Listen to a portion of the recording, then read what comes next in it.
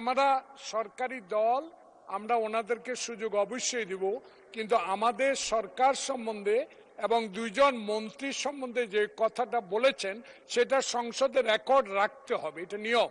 তাই আমি আপনার দৃষ্টি আকর্ষণ করি।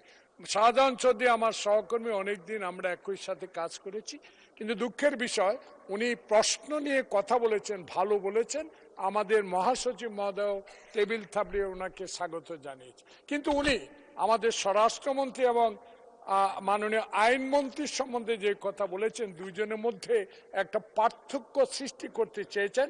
বাংলাদেশ জাতীয়তাবাদী দল এমন দলের নেতৃত্বে, এমন নেতার আদর্শে গঠিত, সেই দলে কোনো বিভাজন নাই, এবং যাদেরকে এখানে মন্ত্রিত্বে দেওয়া হয়েছে তারা অত্যন্ত যোগ্য ব্যক্তি, এদের মধ্যে কোনো বিভাজন নাই।